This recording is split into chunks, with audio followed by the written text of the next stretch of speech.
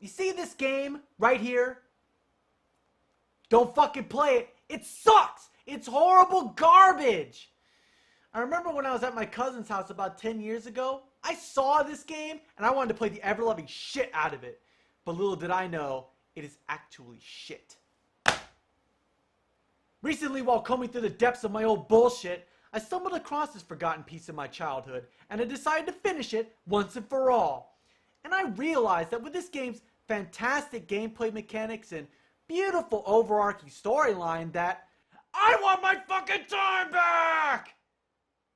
I was online recently and decided to look the game up to see some people's terrified reactions to it.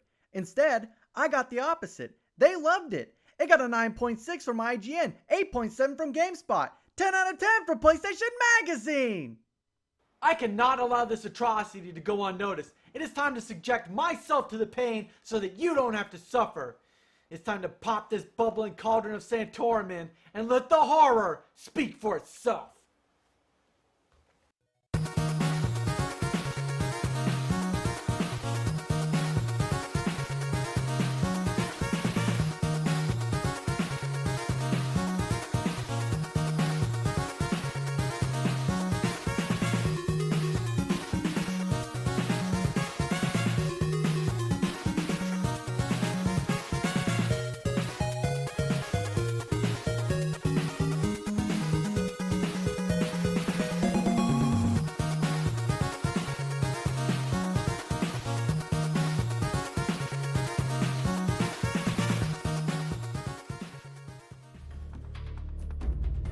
So you start up the game and the title screen appears.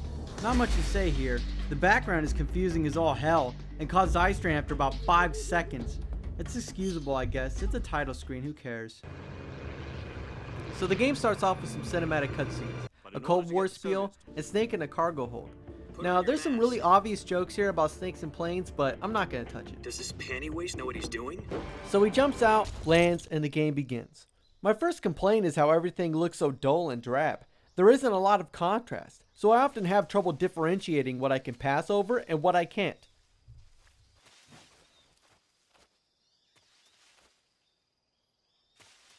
There's a lot of deceiving looking shit in this game. Like this. Looks like a hill. Can I go up? Nope. And this. What am I looking at? Do I have to use my imagination here? Is this an ancient Incan toilet from 600 BC? I swear, navigating this game is harder than the Iron Giant's steely scrotum. After orienting myself to the environment, I make it over to the backpack. There we are introduced to a couple new characters. Paramedic, who helps with save points, and the boss, Snake's old mentor. They start talking and talking are like 2 sides of a single coin. Values change over time, and so do the leaders of a country. So there's no such thing as an enemy in absolute terms. The enemies we fight are only enemies in relative terms, constantly changing with the times. As long as we have loyalty to the end, there's no point in believing in anything, even in those we love. And that's the way a soldier's supposed to think? The only thing we can believe in with absolute certainty is the mission, Jack. All right, but do me a favor. What is it? Call me Snake. Snake. Your codename is Snake. Can I play the fucking game? Finally, they stopped talking. Now I can move on to the main objective, which is capturing Dr. Sokolov, a premier Russian rocket scientist who is holed up in a burned-down factory.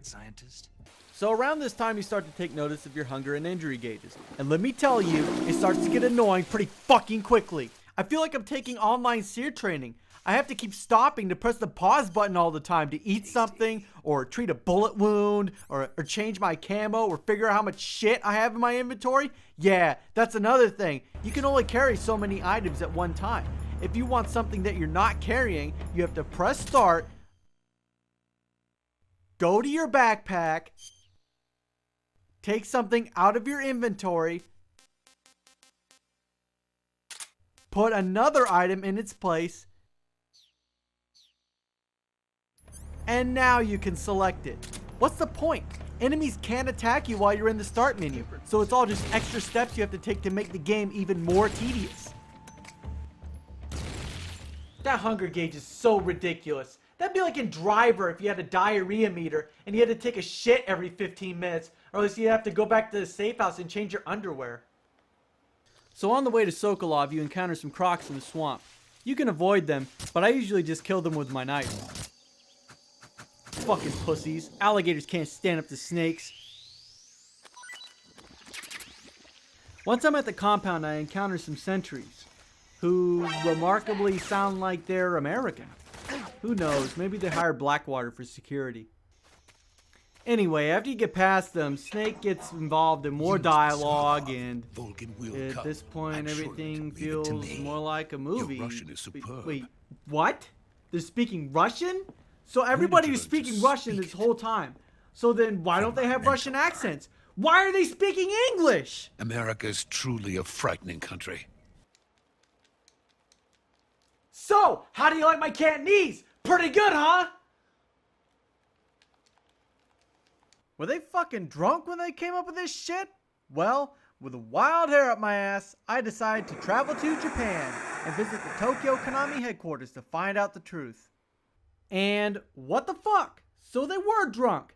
This is ground level of the Konami building in Tokyo, complete with a happening scene, full bar, and a DJ. Can't say I was disappointed.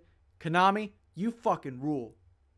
All that traveling can make you kind of hungry, so I went and got a Philly cheesesteak afterwards, but it just didn't taste authentic.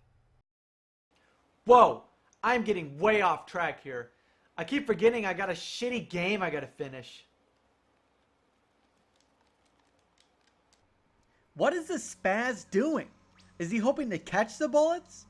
Well, why do that, I guess, when you can just use your Kamehameha wave? Oh no. Freeze! I've been dreading this moment from the very beginning. Nothing can prepare you for this moment of terror, so I'm just gonna show it. So this is the legendary boss.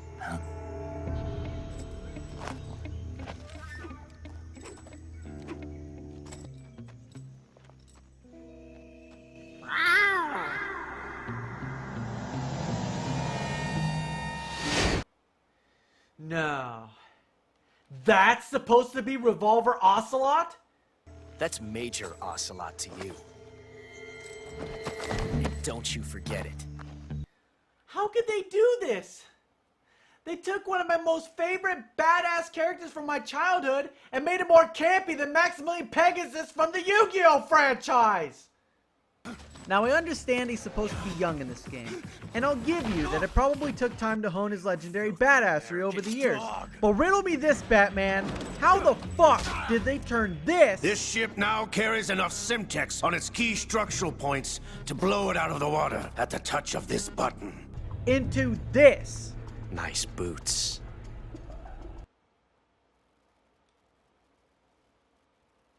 Well, pretty soon after that, we're knee-deep in yet another cutscene, and we're given the boss roll call. We have B-Guy, Weird Spider Guy, Old Guy, Sad Guy, and the boss. Well, Mad Guy too, but he doesn't show up until later. Together, they make up a special team of mercenaries called the Cobras. Think Foxhound and Dead Cell with even more bland and unoriginal names. So then the boss, which I'm not really sure is their name or a title anymore, beats up Snake and throws him off a bridge. Colonel Volgin shows up, takes some nukes, blows some shit up, and that takes us into part 2. Not before giving us a cheesy credit sequence, though. Could they possibly fit in any more references to snakes? Or drag out the opening scene of the game even longer? This fucking sucks.